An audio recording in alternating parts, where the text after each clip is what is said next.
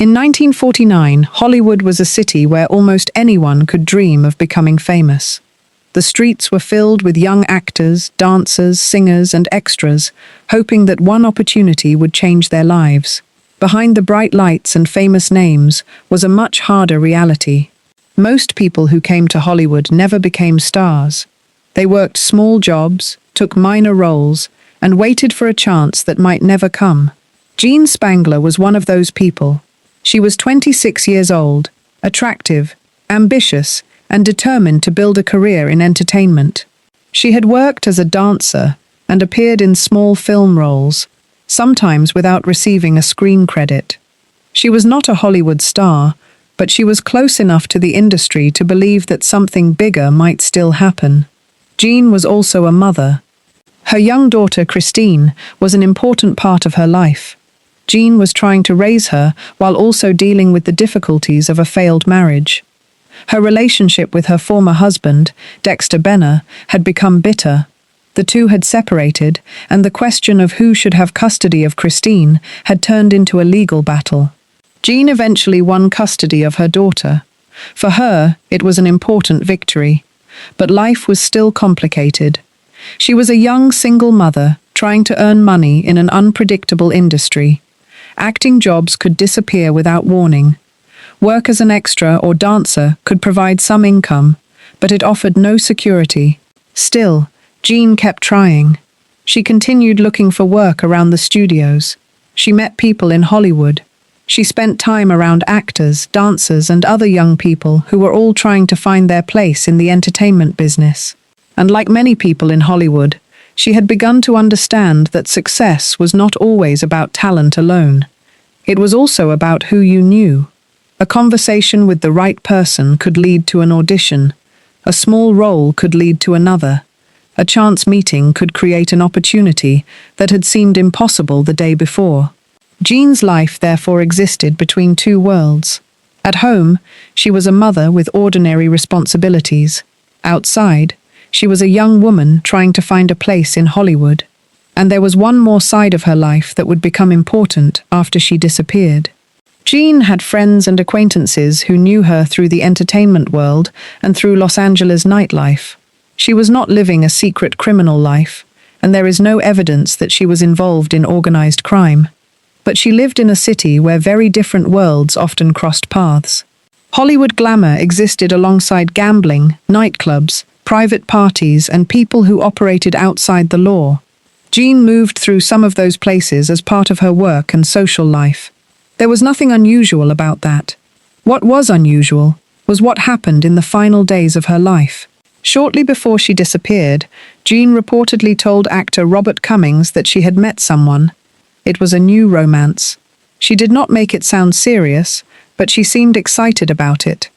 She reportedly told Cummings that she was having a wonderful time. She did not, however, give him the man's name. That small detail would become important later. At the time, it probably seemed like nothing more than a private part of Jean's life. She was young. She was single. She was meeting people. There was no reason for anyone to think that a new relationship could become connected to her disappearance. Then came Friday, October 7th, 1949. Jean was preparing for another ordinary evening in Los Angeles. Her daughter would not be going with her. Jean made arrangements for Christine to stay with her sister-in-law, Sophie. She told Sophie that she had two things to do. First, she planned to meet Dexter Benner about child support payments. After that, she said she had to go to a film set for work. It was a simple explanation. Nothing about it suggested danger. Nothing suggested that Jean was planning to disappear. And nothing suggested that this would be the last evening of her life that anyone could clearly account for. Jean left her home that afternoon. She was 26 years old. She had a daughter waiting for her. She had dreams of becoming an actress. And somewhere in Los Angeles, according to the story she had given her family, she had work to do. By the end of the night, Jean Spangler would be gone. But before anyone knew she was missing, she would make a series of movements through Los Angeles that would leave behind some of the strangest clues in the case. And one of those clues would begin with a simple question. Where was Jean really going that night? It was Friday, October 7th, 1949. Jean Spangler left her home in Los Angeles sometime that afternoon, expecting to be back later. She had left her daughter, Christine, in the care of her sister-in-law, Sophie. Jean told Sophie that she planned to meet her former husband, Dexter Benner, about child support payments. After that, she said, she had to go to a film set. There was nothing unusual about having plans. But there was one problem. The film job Jean mentioned could not later be confirmed. Investigators checked with people connected to the studios and found no clear record that Jean was expected at a shoot that evening. That did not prove she had lied. Jean worked as an extra and dancer, and not every opportunity in Hollywood was necessarily recorded in a way investigators could easily trace. Still, it raised the first serious question. If Jean was not going to a film set, where was she going? At around 6 o'clock that evening, Jean was reportedly seen near the farmers market in Los Angeles. She appeared to be waiting for someone. That detail would become important because it suggested that Jean may not have been traveling alone that night. She may have arranged to meet someone. But there was no confirmed name, no clear appointment, and no one who could say with certainty who she was waiting for. Later, Jean made a telephone call home. She told her family that she would probably have to work an 8-hour shift and might not return that night. Again, there was nothing in the conversation to suggest that she was in danger. She sounded as though she had made a plan and expected to carry it out. Then the trail went cold. Jean did not come home. As the night passed, her family had no reason to immediately believe that something terrible had happened. She was a young woman living in Los Angeles, and people sometimes changed their plans. But Jean had a young daughter. Her disappearance was not normal for her. When the next day passed without Jean returning, concern turned into fear. Her family contacted the police. Investigators began checking her movements and trying to establish what she had been doing after leaving home. The first problem was the supposed film job. There was no confirmed assignment. The second problem was the meeting at the farmers market. Who had Jean been waiting for? And the third was much more personal. Jean had recently spoken about a new man in her life. If she had been meeting him that evening, why had she kept his identity private? Police began looking at the people around Jean, but there was still very little to work with. No one had seen her return home. No one knew where she had spent the night, and there was no message from Jean explaining where she had gone. Then, on Sunday, October 9, something was found in Griffith Park. A man discovered a woman's purse near the Ferndale area. Police were called. The purse was identified as Jean's. That discovery changed the case. Jean had not simply failed to come home. Her personal belongings had been left behind in a public park, and the purse contained something that would become one of the most famous clues in the entire mystery: a handwritten note. It was addressed to a man named Kirk. The note said Jean could not wait any longer and that she was going to see Dr. Scott. It appeared to be an unfinished message. There was no explanation of who either man was, no clear reason for Jean to be meeting a doctor, and no final line telling anyone where she was going. For the first time, investigators had something that seemed to point directly toward the reason Jean had disappeared. But instead of answering the mystery, the note created two new questions. Who was Kirk, and who was Dr. Scott? Those two names would take the investigation into Jean's private life, and eventually into some of the darkest stories surrounding post-war Hollywood. The purse gave investigators their first real lead. Until then, Jean Spangler was simply a young woman who had failed to come home. Now there was evidence that she had planned to meet someone. The most important clue was the handwritten note. It was addressed to Kirk.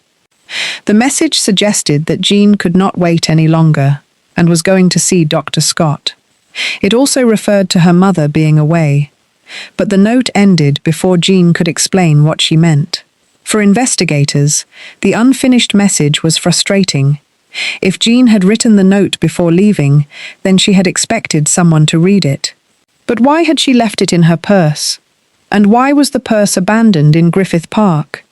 The name Kirk immediately attracted attention because Jean had recently worked as an extra on Young Man with a Horn, a film starring Kirk Douglas. Douglas was one of Hollywood's biggest stars. Jean had met him during the production, although there was no evidence that they had a romantic relationship. When Douglas learned that his name had appeared in connection with Jean's disappearance, he contacted police. He explained that he remembered Jean from the film set. They had spoken and joked, but he denied having dated her or having any private relationship with her. For investigators, that meant the famous actor was a possible explanation for the name in the note, but not necessarily the correct one. There was another possibility. Jean's mother reportedly remembered a man named Kirk who had picked Jean up from their home on more than one occasion. The man had stayed in his car while Jean went outside and joined him, but Jean's mother did not know his full name. If this account was accurate, then the word Kirk in the note might have referred to a completely different man. That made the mystery even more difficult. There was no confirmed way to identify him. And then there was Dr. Scott. Police began trying to determine whether Jean knew a doctor by that name. The question became more serious because investigators heard that Jean might have been pregnant. If that was true, Dr. Scott could have been a doctor Jean intended to visit for a private medical matter. In 1949, abortion was illegal in California, which meant a woman seeking one could be forced to look for medical help in secret. That possibility gave the note a darker meaning. Perhaps Jean had been frightened. Perhaps she was trying to solve a private problem. Perhaps she had arranged to meet someone she trusted. But there was still no proof. Jean's pregnancy was never conclusively established, and investigators could not identify a Dr. Scott who was definitely connected to her. The note therefore raised more questions than it answered. There was also another important detail. Jean had told Robert Cummings that she had recently met a man and was enjoying a new romance. She had not given him the man's name. That meant Jean may have been keeping an important part of her life private. Was this mysterious man the person called Kirk? Was he connected to Dr. Scott? Or were these completely separate parts of Jean's life? Nobody knew. Investigators now had several possibilities, but no clear path. Jean had left home saying she had work to do. She had apparently been waiting for someone. She had spoken about a new relationship, and her purse had been found with a mysterious note naming 2 men. Yet none of these clues explained what had happened after she left Los Angeles that evening. Then the case took another turn. Investigators began looking more closely at the places Jean knew and the people she had encountered through Hollywood. Because Los Angeles in 1949 was not simply a city of movie stars. Behind the studios was a world of nightclubs, gambling, and organized crime. And Jean's disappearance was about to become connected, at least through later theories and reported coincidences, to some of the city's most dangerous names. The search for Jean was no longer just about finding a missing actress. It was becoming a search for the secret life she may have been living before she vanished. As investigators searched for Jean, they began looking beyond her home and the film studios. They wanted to understand the world she had moved through before she disappeared. Los Angeles in 1949 was changing quickly. Hollywood was producing some of America's biggest stars, but the city also had a darker side. Nightclubs, gambling, and organized crime existed alongside the movie business. Jean had worked as a dancer and extra, so she had reason to spend time around that world.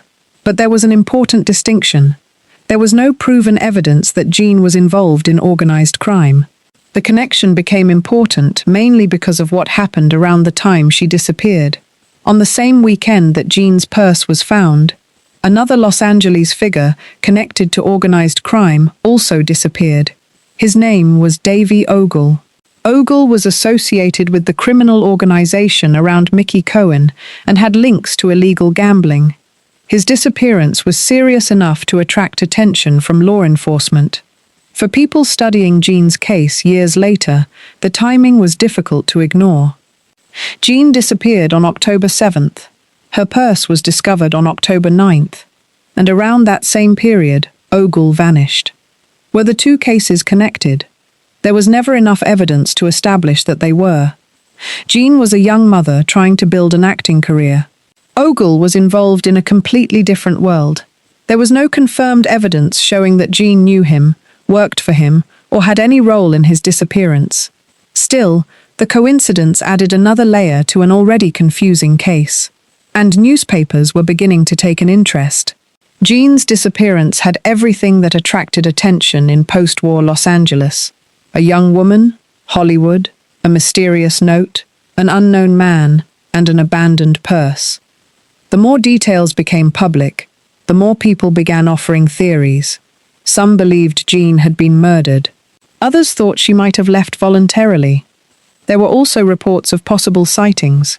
But missing person investigations often produce confusing reports.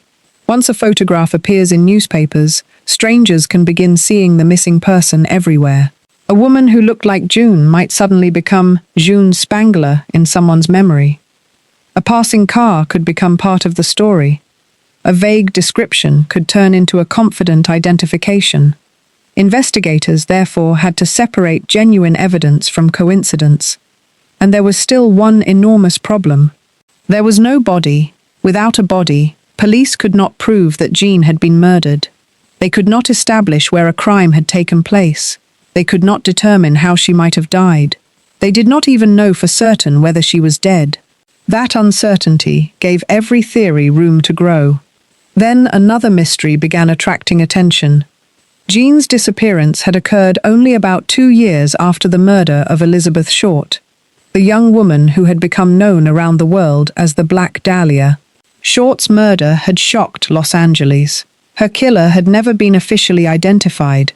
The case remained one of the city's most famous unsolved crimes. Now, another young woman connected to Hollywood had disappeared without a trace. It was almost inevitable that people would compare the two cases, but the comparison needed to be treated carefully. Jean and Elizabeth Short were not proven to have known each other. There was no confirmed evidence that the same person was responsible for both cases. And Jean's disappearance was very different from Short's murder. Elizabeth Short's body had been found. Jean's had not. Still, the Black Dahlia case created a shadow over Jean's disappearance. Los Angeles had already seen one young woman's life end in a mystery that the police could not solve. Now another young woman was missing, and as the newspapers continued to follow Jean's story, the question became darker. Had Jean simply disappeared from her old life, or had someone made sure she could never return to it? For years, there would be no answer. But decades later, one man would look at Jean's disappearance and believe he had found a connection between her case, the Black Dahlia, and his own father. His name was Steve Hodel, and his theory would give the mystery a new suspect.